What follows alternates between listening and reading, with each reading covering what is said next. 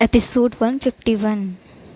एक हफ्ते बाद आयशा को हॉस्पिटल में अब एक हफ्ता हो चुका था। अब उसकी हालत में भी काफ़ी सुधार हो चुका था और उसके सारे टेस्ट के रिज़ल्ट भी बिल्कुल ठीक आए थे।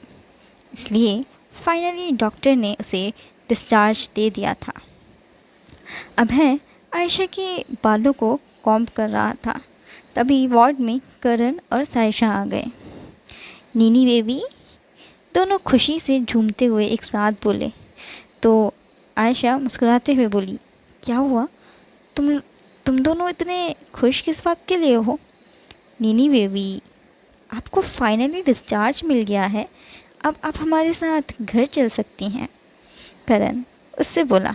तो आयशा भी खुश हो गई, मगर तभी अभय बीच में बोला, वो सब तो ठीक है, मगर तुम दोनों के दोनों इसे नीनी बेबी क्यों बोल रहे हो? अभय का सवाल सुनते ही सायशा बोली, अरे वाह जीजू, आप तो बहुत ही ज़्यादा इंटेलिजेंट हो। आपने कैसे एक झटके में हमारी बात पकड़ ली, जो बात ये बुड़बक नहीं पकड़ पाई कि हम इसे तब से नीनी बेबी क्यों बोल रहे हैं। आयशा अपना सिर खुजलाते हुए बोली, क्यों क्यों बोल रहे हो तुम दोनों मुझे नीनी बेबी? इस पर करण और सायशा दोनों ने एक दूसरे को देखा और फिर ज़ोर से हंस पड़े। हॉस्पिटल वालों ने ना तुझे बेबी नीनी घोषित कर दिया है। सायशा हंसते हुए ये बात बोली, अपने हाथ में मौजूद पेपर्स को लहराते हुए। अभय ने सायशा के हाथ से वो पेपर्स लिए और उन्हें रीड करने लगा, जिसके बाद उसकी भी हंसी छूट गई। बेबी नीनी, अब कैसा फील कर रही हैं आप? अब तो अभय भी आयशा को चिढ़ाने लगा। हाँ तो क्या हो गया? बेबी नीनी को तो अच्छा लग रहा है बहुत ऐसा ट्रीटमेंट पाकर। आयशा अपनी नाक सिकोड़ते हुए बोली, ओहो, तो बेबी नीनी को बहुत अच्छा लग रहा है ऐसा प्रिंसेस वाला ट्रीटमेंट पाकर। मतलब एक तरफ इतना केयरिंग हस्बैंड है जो बेबी नीनी के बालों को संवार रहा है, दूसरी तरफ बेबी नीनी की मम्मी है जो उसे अपने हाथों से खाना खिलाती हैं। ट्रीटमेंट तो मिल ही रहा है तुझे स्पेशल वाला। सायशा आयशा के गालों को ज़ोर से खींचते हुए बोली। तो आयशा इतराने लगी, हाँ वो तो अच्छी बात है, पर मुझे कौन से वाले घर ले जा रहे हो तुम लोग? आई मीन मेरे तो दो घर हैं, एक बेदी मेंशन है और दूसरा राठौड़ मेंशन। तो तुम दोनों मुझे कौन से वाले घर में ले जाने वाले हो? आयशा ने उन दोनों से पूछा, मगर तभी अभय बीच में बोल पड़ा, ऑफ कोर्स राठौड़ मेंशन चलेंगे। लेकिन तभी करण बीच में बोला, अभय की बात काटते हुए, जी नहीं, राठौड़ मेंशन नहीं जाएगी हमारी नीनी, बेदी मेंशन चलेगी वो हमारे साथ। दीदा ने मेरी बहन के लिए पूजा रखवाई है। कायदा तुम लोगों का बनता था मेरी बहन के लिए ये सब कुछ करने का, मगर तेरे घर में तो कोई इसे फैमिली मेम्बर मानता ही नहीं है। राठौड़ ख़ानदान में से कोई इसे मिलने तक नहीं आया सिवाय अधिराज अंकल और दीपशिखा आंटी के। तो हम कैसे मान ले कि तुम लोग डिस्चार्ज के बाद इसका अच्छे से ख्याल रखोगे? करण की बात एकदम जायज़ थी, इसलिए अभय भी चुप हो गया, क्योंकि जहाँ बेदी सिबलिंग्स होते हैं वहाँ कोई बहस में जीत ही नहीं पाता उन चारों से। शाम के 4 बज चुके थे। आयशा पूरी तरह से डिस्चार्ज हो चुकी थी, सारे पेपर वर्क भी फाइनल हो चुके थे। अभय बड़े ही आराम से आयशा को पार्किंग एरिया के में लेकर आया और सायशा अपनी बहन का बैग लेकर उनके साथ चल रही थी। वो तीनों पार्किंग एरिया में पहुंच चुके थे, जहां करण उनका इंतज़ार कर रहा था। कुछ ही देर में वो चारों बेदी मेंशन पहुँचे, जहाँ मंजीत, राजबीर, अमन, दीदा और अधिराज उनके आने का पहले से ही इंतज़ार कर रहे थे। मेन एंट्रेंस से उन चारों को अंदर आते हुए देख वो सब के सब खुश हो गए। मंजीत ने पहले से ही हाथ में पूजा की थाल पकड़े हुई थी ताकि वो आयशा की आरती उतार सके। मंजीत ने आयशा की आरती उतारी, उसकी नज़र उतारी और फिर बड़े ही आराम से अभय उसका हाथ थामकर उसे घर के अंदर ले आया। अभय ने आयशा को सोफे पर बैठा दिया। मंजीत ने आयशा को सूप दिया पीने को और बाकी सब कड़क अदरक वाली चाय पीने लगे। अचानक आयशा की नज़र कैलेंडर पर पड़ी। वो झटके से खड़ी हुई और सायशा से बोली, कोको मुझे जल्दी से रूम में लेके चल, इमरजेंसी है। आयशा को यूँ हड़बड़ाते हुए देख सायशा और बाकी सब काफ़ी घबरा गए। सायशा ने आयशा का हाथ थामा और उसे उसके कमरे में ले गई। कमरे में पहुंचते ही सायशा ने दरवाज़ा और सारी खिड़कियां बंद कर दी और फिर उसने आयशा से पूछा, क्या हुआ नीनी बीवी, तूने मुझे अचानक से रूम में चलने को क्यों कहा? कैसी इमरजेंसी है? अरे बुद्धू लड़की, दरवाजे के पास ही खड़ी रहे, अमन भैया और करण भैया भी आते ही होंगे, आयशा धीमी सी आवाज़ में बोली। तो सायशा समझ गई कि आखिर क्यों आयशा ने नीचे हॉल में इमरजेंसी का नाटक किया। दरवाजे पर खटखट सुनते ही सायशा दरवाज़ा खोलने को हुई, मगर तभी दरवाजे का बाहर से मंजीत की आवाज़ आई, क्या हुआ नीनी, क्या इमरजेंसी आ गई तुझे, मुझे बता। मंजीत थोड़ी सी चिंतित स्वर में उससे बोली, कुछ नहीं हुआ है मम्मी, मैं कोको से बैक मसाज ले रही हूँ, आयशा ने झूठ कहा। वहीं सायशा अपनी बहन को बड़ी बड़ी आंखों से घूरने लगी। अच्छा ठीक है, ये बोलकर मंजीत भी वहाँ से चली गई। तभी दरवाजे पर फिर से नॉक हुआ। इस बार सायशा ने दरवाज़ा खोलने से पहले पूछा, कौन है?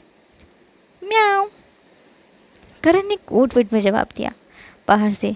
तो वह समझ गई कि अमन और करण आ गए हैं, इसलिए उसने दरवाज़ा उन दोनों के लिए खोल दिया।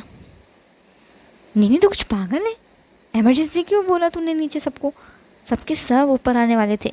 वो तो भाई ने बड़ी मुश्किल से सबको समझाया, मगर मम्मी ने भाई की बात पर विश्वास ही नहीं किया और वो सीधा ऊपर आ गई। करण आयशा को डांटने लगा तो आयशा ने जवाब दिया, अरे तो मैंने मम्मी को संभाल लिया था, आप चिंता मत करो, कोई हम पर शक नहीं करेगा, हम अपनी आगे की प्लानिंग्स अब कर सकते हैं, यहाँ कोई नहीं है हमें डिस्टर्ब करने के लिए। आयशा बेड पर बैठते हुए बोली, चलो आगे की प्लानिंग शुरू करते हैं। सायशा उन दोनों को शांत करवाते हुए बोली, चलो अब अपने अपने आइडियाज़ दो सबकी। 14 फरवरी को मम्मी पापा का दिन स्पेशल कैसे बनाएंगे हम? आयशा ने बेड से खड़ी होकर सोफे पर जाकर बैठते हुए बोला और अपने दोनों पैरों को टेबल पर रखते हुए बोली उनसे, मैं तो सोच रहा हूँ कि हम मम्मी पापा को 2 दिन पहले ही किसी बात पर झगड़ा करवा देते हैं, फिर एनिवर्सरी वाले दिन दोनों का पैचअप भी करवा देंगे। करण ने अपना सुझाव दिया तो अमन की ज़ोर से हंसी छूट गई। ये कैसा सरप्राइज़ हुआ करण, हमें मम्मी पापा को सरप्राइज़ देना है, ना कि दोनों का झगड़ा करवाना है। अमन उसका मजाक बनाते हुए बोला। तभी आयशा बोली, ओके नोटेड। अब अमन भैया आप अपना आइडिया बताओ हमें। नीनी तुझे इस झिंगुर का आइडिया अच्छा लगा? अमन भी हैरान भरी नज़रों से आयशा को घूरे जा रहा था। अरे भैया हम बाद में डिसाइड करेंगे कि किसका आइडिया सबसे ज़्यादा बेस्ट है, अभी आप अपना आइडिया तो बताओ हमें। आयशा थोड़ा सा इरिटेट होकर बोली। ओह, तो अमन ने अपना आइडिया बताया। मैं तो सोच रहा हूँ कि हम उस दिन पापा को पूरे दिन ऑफिस में बिज़ी रखें और मम्मी को बुटीक में। इस बीच हम मम्मी पापा के लिए एक अच्छा सा अरेंजमेंट प्लान करेंगे। Not bad, I like it. Ayesha और सायशा दोनों एक साथ बोली।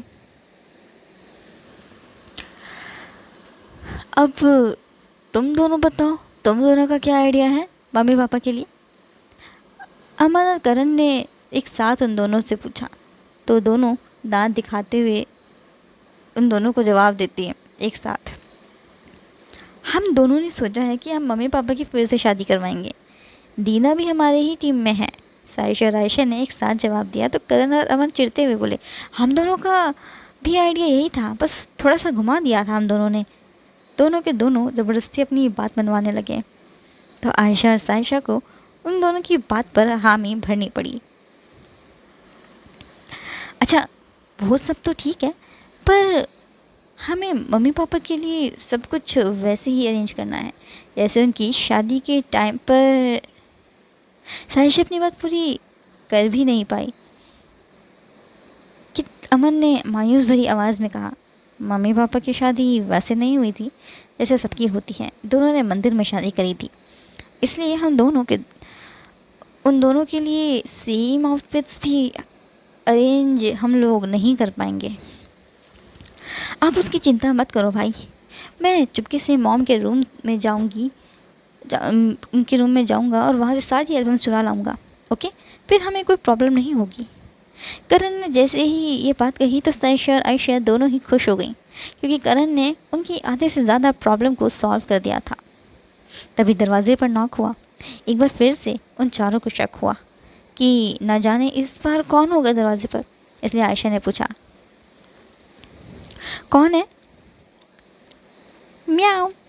सेम कोड वर्ड सुनकर वो चारों समझ गए, इस बार दरवाजे पर उनकी दीदा है।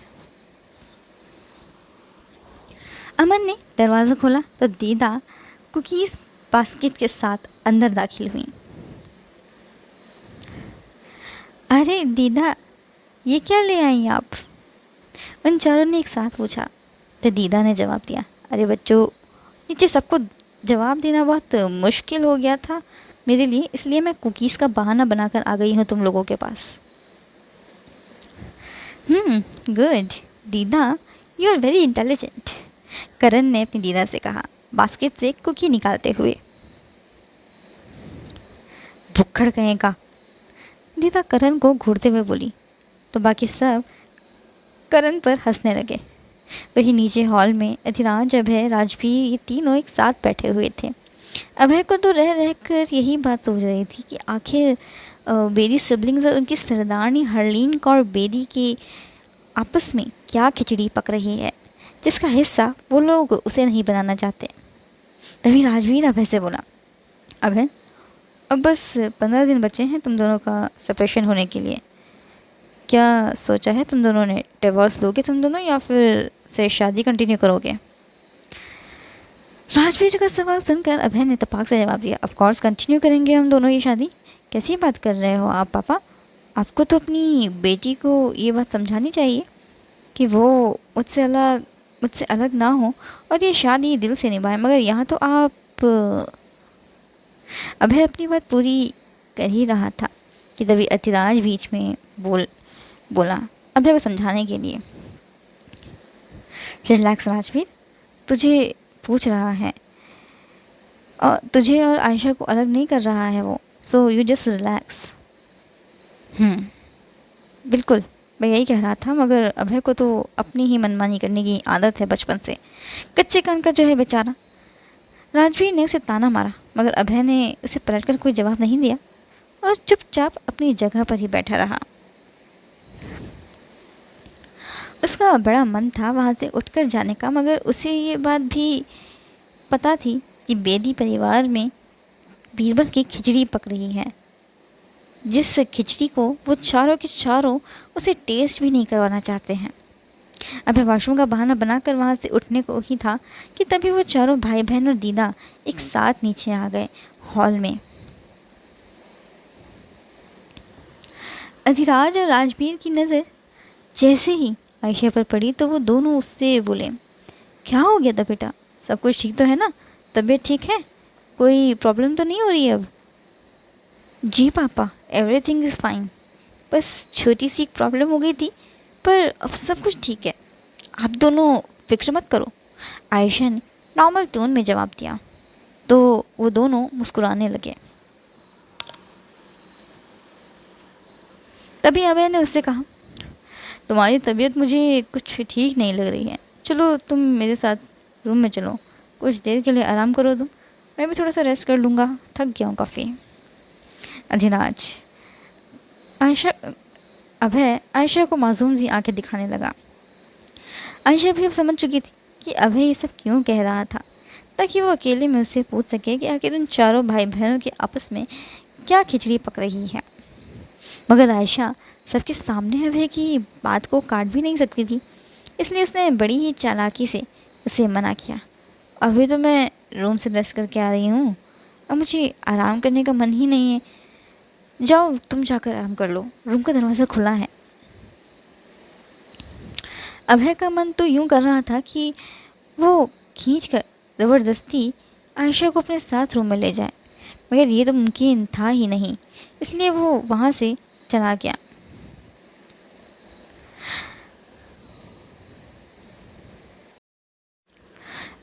Episode 152 Bedi mention. हॉल में बैठकर आयशा और सायशा मिलकर एल्बम देख रही थी और अपने बचपन को याद कर रही थी। हैं, देख नहीं तो बचपन में कितनी क्यूट थी और अब देख खुद को भैंस दिखती है एकदम। सायशा आयशा का मजाक बनाने लगी तो आयशा उसे बड़ी बड़ी आंखों से घूरने लगी। क्या कहा तूने? मैं भैंस दिखती हूँ? तो खुद को देख, हथनी दिखती है तू एकदम। आयशा ने भी पलटकर सायशा का मजाक बना दिया। वहीं दीदा उन दोनों को झगड़ा करते देख मज़े ले रही थी। करण और अमन भी अपनी अपनी बचपन की एल्बम्स देखकर एक दूसरे का मजाक बना रहे थे। तभी राजवीर बोला, तुम चारों को आज क्या हो गया है? अचानक से तुम चारों को क्या सूझी है एल्बम देखने की? पता नहीं पापा, हमारा मन क्यों किया अचानक। आप अच्छा, वैसे आपकी और मम्मी की शादी की एल्बम कहाँ है? हमें आप दोनों की शादी की एल्बम भी देखनी है, सायशा ने कहा। तो राजवीर चुप हो गया, उसने कोई जवाब नहीं दिया। राजवीर का कोई जवाब न मिलने पर सायशा और आयशा अपनी दीदा से जिद करने लगी, क्योंकि वो दोनों जानती थी कि उनके पापा उन दोनों को शादी की एल्बम नहीं दिखाएंगे, तो ऐसे में उनकी दीदा ही होंगी जो उनकी मदद कर सकती हैं। आयशा और सायशा ने अपनी दीदा को प्लीजिंग लुक दिया तो दीदा राजवीर से बोली, पुत्र दिखा देना बच्चियों को अपनी और मंजीत की शादी की एल्बम, दोनों बच्चियां भी खुश हो जाएंगी। इस बात पर राजवीर अपनी माँ पर गुस्सा करने लगा। मम्मी जी, आप जानती हैं ना अच्छे से कि मैं क्यों बच्चों को शादी की एल्बम नहीं दिखाना चाहता हूँ, फिर भी आप इन्हीं दोनों की जिद पूरी कर रही हैं। राजवीर को यूँ गुस्सा करते हुए देख आयशा बोली, पापा अगर आपको हमें अपनी शादी की एल्बम नहीं दिखानी है तो कोई बात नहीं, मत दिखाओ, लेकिन आप हमारी दीदा को मत डांटो। बेटा, ये एल्बम्स बंद करो और अपने अपने कमरे में जाओ, चलो बहुत रात हो गई है, सो जाओ जाकर तुम चारों। राजवीर ने अपने गुस्से को काबू करते हुए अपने बच्चों से कहा तो अमन, करण, आयशा और सायशा अपने अपने कमरे में चले गए। ये सब क्या था मम्मी जी? आप अच्छे से जानती हैं ना कि मैं बच्चों को शादी की एल्बम क्यों नहीं दिखाना चाहता हूँ, क्योंकि मेरी और मंजीत की शादी की कोई एल्बम है ही नहीं। आप अच्छे से जानती हैं कि मेरी और मंजीत की शादी किन हालातों में हुई है, फिर भी आप दोनों बच्चियों की ज़िद पूरी कर रही थी, और वो भी वो ज़िद जिसे पूरी कर पाना मुमकिन ही नहीं है। राजवीर दीदा से बात कर रहा था, इतने में वहाँ पर मंजीत भी आ गई। राज, आप मम्मी जी को क्यों डांट रहे हैं? आपको अच्छे से ये बात पता होनी चाहिए कि मम्मी ने आज तक बच्चों की कोई भी ज़िद पूरी करने से पीछे नहीं हटी हैं, और ऐसे में अगर वो बच्चों को एल्बम दिखाने से साफ मना कर देती तो फिर तो आप जानते ही हैं ना कि दोनों बच्चियां पूरा घर अपने सिर पर उठा लेती हैं जब तक हम उनकी ज़िद को पूरा नहीं कर देते हैं। मंजीत राजवीर को समझाने लगी तो उसे भी अब इस बात का एहसास हुआ कि उसे अपनी माँ को इतना नहीं सुनाना चाहिए था, इसलिए उसने अपने कान पकड़े और अपनी माँ से माफ़ी मांगने लगा। वहीं आयशा के कमरे में करण, आयशा और सायशा को कोई तरकीब सोच रहे थे मिलकर कि कैसे भी करके वो राजवीर और मंजीत की शादी की एल्बम ढूंढ सके और ये पता लगा सके कि आखिर उनके मॉम डैड ने उनकी शादी वाले दिन क्या अटायर पहना था। तभी आयशा के रूम का दरवाज़ा खुला और अमिन दाखिल हुआ। जिस चीज़ को हम ढूंढ रहे हैं वो चीज़ एग्जिस्ट ही नहीं करती है बच्चों, अमन बोला और बेड पर बैठते हुए। ये क्या बोल रहे हो आप भाई? एल्बम एग्जिस्ट ही नहीं करती है मम्मी पापा की? सायशा और आयशा एक साथ बोली। तभी करण ने पूछा, और आपको कैसे पता ये बात? मैंने खुद अपने कानों से सुनकर आया हूँ ये बात। जब मैं सीढ़ियों से नीचे जा रहा था स्टडी रूम में, तभी मैंने पापा को ये बात कहते हुए सुना कि उन दोनों की शादी की कोई एल्बम है ही नहीं। बहुत ही बुरी परिस्थिति में उन दोनों की शादी के टाइम पर थी। अमन ने जब ये बात अपने तीनों भाई बहनों से को बताई तो वो तीनों हक्के बक्के रह गए। ऐसी कौन सी शादी होती है जिसमें पिक्चर्स ही क्लिक नहीं हुई दूल्हा दुल्हन की? सायशा अपना सिर खुजलाते हुए बोली, वही तो मैं भी कह रही हूँ, मैं भी कह रहा हूँ। अमन भी सायशा की हाँ में हाँ मिलाने लगा। तभी आयशा बोली, मेरे पास एक आइडिया है। क्या आइडिया है बेटा तेरे पास? तेरे सिर पे तो चोट लगी है वैसे भी, फिर भी ऐसी हालत में तेरा दिमाग दौड़ रहा है। अमन मजाकिया अंदाज में आयशा से बोला तो सायशा और करण मुँह दबाकर हंसने लगे। भाई आप भी शामिल हो गए इन दोनों चिंपांजी के साथ मेरा मजाक बनाने में। आयशा ने मुंह लटका लिया तो करण ने ज़ोर से उसके गाल खींचे। हमारी प्यारी नीनी बेबी को गुस्सा आ गया। करण अभी भी उसके गाल खींच रहा था तो आयशा उसे एकटक घूरने लगी। करण के लिए भी आयशा का ये इशारा काफ़ी था कि अगर उसने आयशा के गाल नहीं छोड़े तो वो उसे नोच देगी, इसीलिए उसने उसके गाल छोड़ दिए। अच्छा ठीक है, अब बता क्या आइडिया है तेरे पास? अमन और सायशा ने एक साथ कहा। मैं सोच रही थी कि क्यों ना हम मम्मी पापा की शादी के बारे में नानी और नानू से पूछें, वो ज़रूर हमें कुछ बता पाएंगे इस बारे में। आयशा ने जैसे ही अपने आइडिया के बारे में सबको बताया तो वो तीनों एकदम राज़ी हो गए, क्योंकि उसके आइडिया में एकदम सटीक था। वाह वाह मेरी प्यारी बहन, वाह क्या दिमाग दिया है भगवान ने तुझे, क्या सटीक आइडिया दिया है तूने। करण ने एक बार फिर से आयशा के गाल खींचने शुरू कर दिए, लेकिन जब उसने फिर से करण को आंखें दिखानी शुरू कर दी तो उसने फिर से अपने हाथ पीछे खींच लिए। अभी तो 11 बज गए हैं रात के, अभी ठीक नहीं है नानू नानी को फ़ोन करना, कल सुबह फ़ोन करेंगे, आयशा बोली तो सबने हामी भरी और फिर अपने अपने अमन और करण अपने अपने रूम में वापस चले गए। अगली सुबह सुबह के 11:30 हो रहे थे। आयशा और सायशा दोनों की दोनों बेदी डिज़ाइंस पहुँचे अमन और करण से बात करने के लिए। उन दोनों को अचानक से ऑफिस में देखकर राजवीर बोला, क्या हुआ बेटा, तुम दोनों अचानक यहाँ, सब ठीक तो है? हाँ पापा सब ठीक है, हमें अमन भैया और करण भैया से बात करनी है, आयशा ने जवाब दिया और सायशा ने उसकी हाँ में हाँ मिलाई, इसलिए राजवीर ने आगे और कोई सवाल जवाब नहीं किया। आयशा और सायशा जल्दी से अमन के केबिन में पहुँचे जहाँ करण पहले से ही मौजूद था। भाई भाई लोगों हम आ गए, सायशा बोली तो अमन बोला, बड़ी जल्दी आ गए तुम दोनों? अरे पापा मिल गए थे हमें रास्ते में, इसलिए देर हो गई। अब और देर नहीं करते हैं, जल्दी से नानी और नानू को फ़ोन लगाते हैं, हमारे पास बस आज और कल का ही दिन है, आयशा ने कहा तो अमन ने हाँ में से लाया और अपनी पॉकेट से फ़ोन निकाला। अब तुम तीनों अपना मुंह बंद रखो, मैं नानी को फ़ोन कर रहा हूँ। अमन ने तीनों को डांट कर चुप करवा दिया तो तीनों ने अपने मुंह पर अपनी इंडेक्स फिंगर रख दी। 4 रिंग के बाद नानी के कॉल पिक किया और खिलखिलाती हुई आवाज़ में उससे पूछा, हाँ पुत्र कैसा है तू? इससे पहले कि अमन को जवाब देता बीच में करण बोल पड़ा, नानी मैं भी हूँ यहाँ पे, और नानी नीनी और कोको भी, हमारे हाल चाल भी तो पूछो हमसे। अरे तुम चारों एक साथ ही मौजूद हो, चलो बहुत बढ़िया है, नानी ने कहा तो अमन ने जी कहा, मगर असल में तो वो करण को खा जाने वाली नज़रों से घूरे जा रहा था। अच्छा नानी, मैं ये पूछ रहा था कि आपसे कि क्या आपके पास मम्मी पापा की शादी की कोई तस्वीर होगी? अमन का बस इतना ही कहना था कि नानी पूरा का पूरा माजरा समझ गई। अरे अच्छा किया तुम बच्चा पार्टी ने मुझे याद दिलाकर कि एक दिन बाद मंजीत और जवाई जी की शादी की सालगिरह है। नानी भी काफ़ी ज़्यादा एक्साइटेड थी, मगर तभी उनकी एक्साइटमेंट मुरझा गई जब उन्हें अमन की बात याद आई। नानी ने जवाब दिया, पुत्र मेरे पास तेरे माँ बाप की ज़्यादा फ़ोटो तो है नहीं, शादी की बस गिनती की 6 फ़ोटो हैं हमारे पास, इतनी ही फ़ोटो खींची थी हम लोगों ने तुम्हारे माँ बाप की। अब तुम्हें मैं क्या ही बताऊँ, कितनी बुरी परिस्थिति में शादी हुई थी तुम्हारे माँ बाप की। नानी ने जैसे ही ये बात कही तो वो चारों भाई बहन एक दूसरे को घूरने लगे। अच्छा नानी, क्या आप और नानू यहाँ राजस्थान आ सकते हो?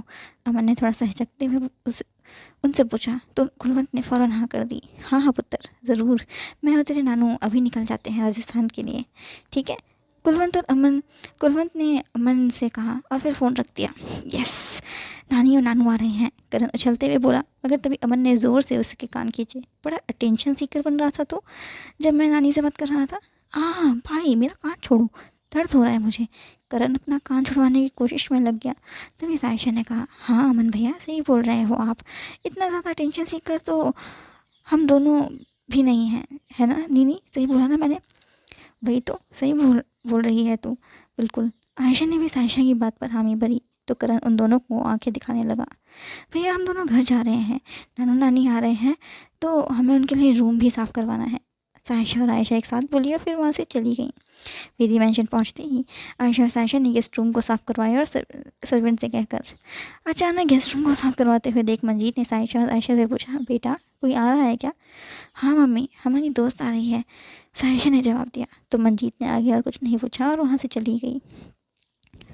कुछ ही घंटों में आयशा के नानू नानी राजस्थान पहुँच गए। अमन और करण सीधा राजस्थान एयरपोर्ट पर पहुँच गए उन्हें पिकअप करने के लिए। हाय मेरे बच्चे आ गए, कुलवंत जी काफ़ी खुश हो गई अमन और करण को देखकर। वो दोनों अपने नानू नानी के गले लगे और फिर वो चारों एयरपोर्ट से घर के लिए निकल गए। कुछ ही देर में वो चारों बीती मैंशन पहुँचे। अपने माँ बाप को अचानक से देखकर मंजीत की खुशी का ठिकाना ही नहीं था। तभी उसे ये भी ध्यान आया कि उसके माँ बाप अचानक से चंडीगढ़ राजस्थान क्यों पहुँचे हैं। आयशा और सायशा भी अपने नानू नानी से मिलने के लिए नीचे हॉल में पहुँचे। नानू नानी आ गए। दोनों उत्साहित होकर उनकी तरफ भागे। सत्येंद्र जी और कुलवंत जी ने उन दोनों को अपने गले से लगा लिया और बोले, अगर तुम दोनों अभी भी छोटी होती ना तो मैं तुम दोनों को अपनी गोद में उठा लेता। सत्येंद्र जी की ये बात सुनकर सब हंसने लगे। तभी राजवीर बोला, चलिए बातें बहुत हो गई हैं, आप लोग चलकर पहले फ्रेश हो जाइए, तब तक मंजीत चाय नाश्ते का इंतज़ाम कर लेगी। गेस्ट रूम में कुलवंत जी और सत्येंद्र जी सोफे पर बैठकर थोड़ा सा आराम कर ही रहे थे। तभी रूम में अमन, करण, आयशा और सायशा आ गए। नानू नानी, इससे पहले कि मम्मी और पापा आप दोनों को चाय पीने के लिए नीचे बुलाते, आप जल्दी से हमें मम्मी पापा की शादी की फ़ोटोज़ दिखा दो। सायशा धीमे से बोली, हाँ पुत्र, अभी दिखाती हूँ। ये बोलकर कुलवंत ने अपने बैग से एक एनवेलप निकाला और अमन को थमा दिया। भैया जल्दी खुलवा एनवेलप, हमें देखनी है मम्मी पापा की शादी की फ़ोटो। सायशा और आयशा एक साथ धीमी सी आवाज़ में बोली। अमन ने जैसे ही वो एनवेलप खोला और उसमें से फ़ोटोज़ निकाली ने को हुआ इतने में वहाँ पर मंजीत आ गई। क्या हो रहा है यहाँ पे? मंजीत ने उन सभी से पूछा तो सत्येंद्र जी ने जवाब दिया, जीत पुत्र, बचपन की तरह से चारों मुझसे चॉकलेट मांगने आए हैं, मैं बस इन चारों को चॉकलेट दे रहा था। लो बच्चों, तुम चारों की चॉकलेट। थैंक यू नानू, वो चारों एक साथ बोले, मगर चॉकलेट के लिए नहीं बल्कि उन्हें उनकी माँ से बचाने के लिए। बदमाश बच्चों, तुम चारों के चारों इतने बड़े हो गए हो मगर आज तक नहीं सुधरे। अरे अमन, तू तो इन तीनों में से सबसे बड़ा है, तुझे इन्हें समझाना चाहिए, तो तू ने क्या किया, इन तीनों के साथ ही मिल गया। मंजीत अमन को डांटने लगी तो उसके बचाव में कुलवंत जी बीच में बोली, जीत पुत्र, अमन 50 साल का भी हो जाएगा ना, तब भी ये हमारे लिए बच्चा ही रहेगा, समझी? जी मम्मी, मैं समझ गई। अब आप दोनों नीचे चलिए, चाय ठंडी हो रही है, मंजीत ने कहा। तो वो सब के सब रूम से बाहर निकल गए। तभी आयशा का फ़ोन रिंग किया। उसे दीपिका कॉल कर रही थी, इसलिए उसने उसका कॉल पिक किया। जी सासू माम, बोलिए। आयशा का इतना ही कहना था कि दीपिका की बात सुनकर उसके हाथ से फ़ोन छूट गया। जब अमन और करण ने पीछे मुड़कर देखा तो आयशा से पूछा, क्या हुआ बेटा तुझे, सब ठीक तो है ना? अमन की बात सुनकर आयशा होश में आई। उसने वापस से फ़ोन उठाया और बोली, सासू माम आप कुछ करो वरना सब कुछ बर्बाद हो जाएगा। इतना बोलकर आयशा ने फ़ोन रख दिया। तभी मंजीत ने उससे पूछा, क्या बर्बाद हो जाएगा? अपनी माँ का सवाल सुनकर आयशा हड़बड़ाने लगी।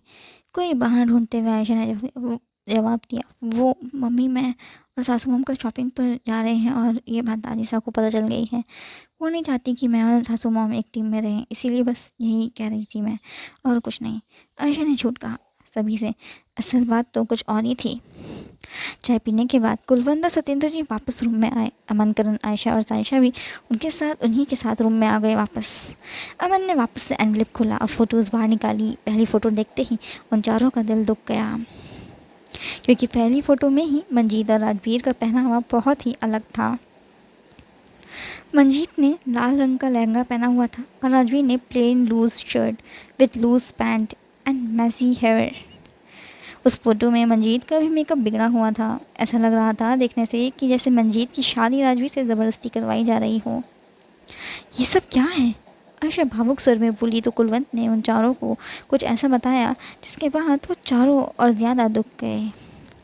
बच्चों, तुम्हारे माँ बाप की शादी इत्तेफाक से हुई थी। वो दोनों एक दूसरे को पसंद नहीं करते थे। तेरी माँ की शादी। कुलवंत जी अपनी बात पूरी कर ही रही थी कि तभी वहाँ पर मंजीत आ गई और बोली, अभय आया हुआ है नीचे, तुझे लेने आया है वो। क्या है यार, अभय को भी अभी आना था। आयशा की मुंह बनाकर नीचे हॉल में पहुंची जहाँ अभय उसका वेट कर रहा था। तभी पीछे से आयशा की आवाज़ आई, मैं सोच रही थी कि आज हम दोनों यहीं रुक जाते हैं, मेरे नानू नानी आए हुए हैं तो इसलिए मैं आज यहीं रुक रही हूँ, तुम भी यहीं रुक जाओ हमारे साथ, हम इंजॉय करेंगे खूब। नानू नानी के आने की खबर सुनने के बाद अभय आगे कुछ बोल ही नहीं पाया। उसने बस आयशा की बात पर हाँ कर दी। अगला दिन। अब बस 24 घंटे ही बचे थे राजवीर और मंजीत की वेडिंग एनिवर्सरी के लिए। सबके सब अपने अपने काम में बिजी थे। आयशा और सायशा तो उन दोनों के लिए वेडिंग आउटफिट्स चूज़ कर रहे थे और साथ में अपने लिए भी। सबसे पहले उन दोनों ने अपनी माँ के लिए ग्रीन रंग का लहंगा चूज़ किया मेहंदी के लिए। उसके बाद उन दोनों ने हल्दी के आउटफिट्स चूज़ किए और फिर सबसे आखिर में रेड रंग का लहंगा।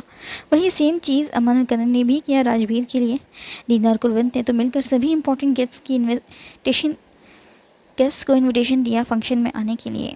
सबसे पहले तो राठौर परिवार को इनविटेशन दिया गया। उसके बाद कुलवंत जी ने अपने दोनों बेटे और बेटियों को भी इनविटेशन दिया। वहीं दीदा ने भी अपनी दोनों बेटी और दोनों बेटों को भी इनविटेशन दिया।